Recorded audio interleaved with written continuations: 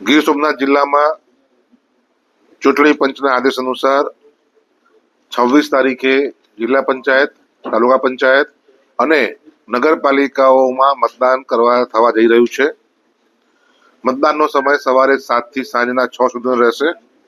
તમામ મતદારોએ મોડા સાંજે 6 પહેલા મતદાન મથકમાં આવવું ફરજિયાત છે. 6 પછી આવશે તો મતદાન કરવા માટે સુવિધા નહીં મળે. જિલ્લા પંચાયતની કુલ 128 બેઠકો છે. ઉમેદવારો 85 છે. તાલુકા પંચાયતની 128 બેઠકો છે. 354 જિલ્લા પંચાયત 128 જિલ્લામાં 28 બોલ્યો એટલે કદાચ પ્રાસ મળી ગયો હશે. 85 ઉમેદવારો છે. તાલુકા પંચાયતમાં 128 ઉમેદવારો છે, 100 બેઠકો છે.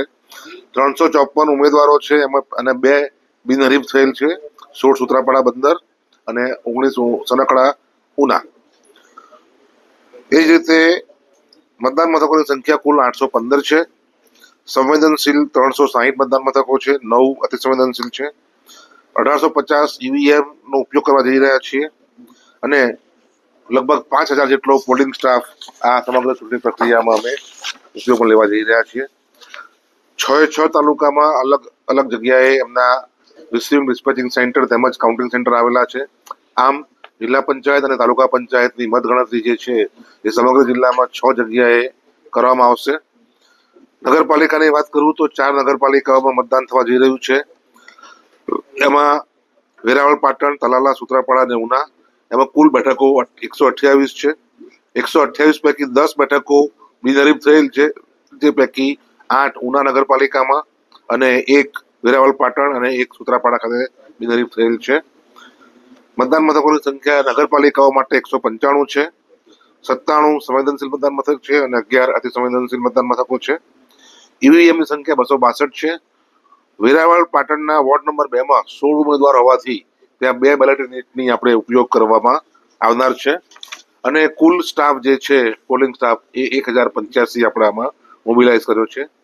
આ 4 નગરપાલિકાઓ માટે રિસીવિંગ ડિસ્પેચિંગ સેન્ટર પણ જિલ્લા પંચાયત કરતા અલગ જગ્યાએ છે.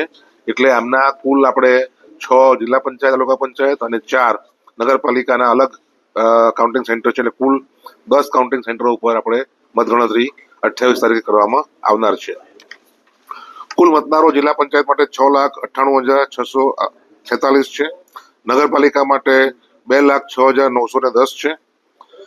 મતદાન મથકો ઉપર હાલમાં ખાસ કરીને ગરમીની ઋતુ છે તો જ્યાં તડકો આવતો હોય, છાંયડાની સુવિધા ઉપલબ્ધ ના હોય ત્યાં અમે ટેમ્પરરી પંડાલ ઊભું કરીને મતદારોને તડકાથી રક્ષણ મળે તેવી સુવિધા તમામ મતદાન મથકો ઉપર જ્યાં યોગ્ય જણાય ત્યાં આપવામાં આવનાર છે.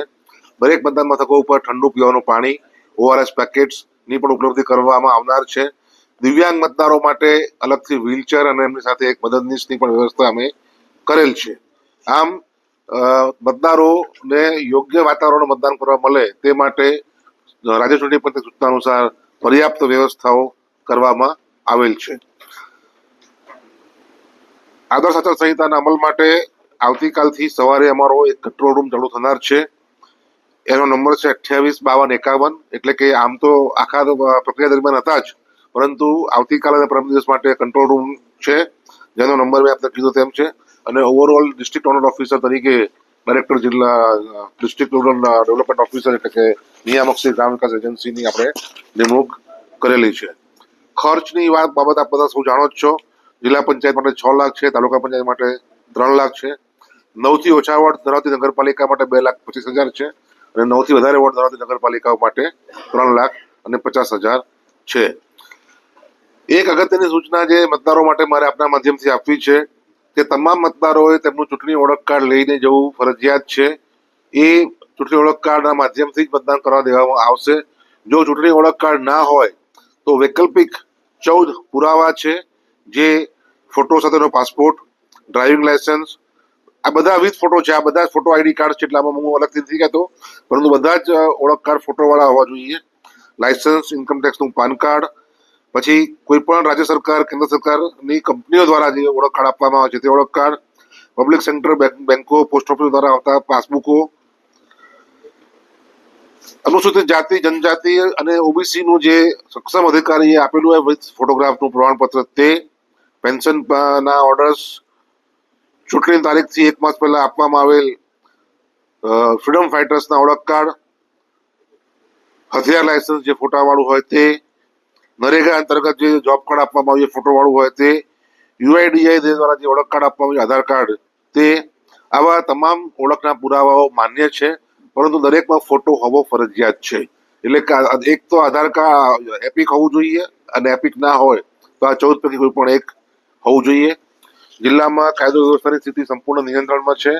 અત્રે દ્વારા લગભગ 3 કિસ્સામાં પાસાના અટકાયત હુકમો કરવામાં આવેલ છે અને પર્યાપ્ત માત્રામાં સુરક્ષા માટે પોલીસ બંદોબસ્ત ઉપલબ્ધ છે. પોલીસ દ્વારા અનેક જગ્યાએ ફ્લેગ માર્ચ પણ કરવામાં આવેલ છે, ફૂટ માર્ચ પણ કરવામાં આવેલ છે અને સમગ્ર રીતે અત્યારે વાતાવરણ ખૂબ જ શાંતિપૂર્વકનું છે અને અમે ચોક્કસ આશા રાખીએ છીએ કે પૂરતા અમારા જે છે પ્રયાસોથી મતદાન પણ આપણે ખૂબ જ શાંતિથી અને સુરક્ષિત રીતે પૂરું કરીશું. ધન્યવાદ. મતદાન મથકોમાં સીસીટીવી કે લાઈવ જીવંત પ્રસારણની કોઈ વ્યવસ્થા કરી? રાજ્ય ચૂંટણી પંચ તરફથી આવી કોઈ સૂચના અમને મળેલ નથી. સર, સંવેદનશીલ ને અતિ સંવેદનશીલ બૂથોની સંખ્યા કેટલી છે ને ત્યાં શાંતિપૂર્ણ વાતાવરણમાં મતદાન થાય એ માટેની તંત્રની વ્યવસ્થાઓ?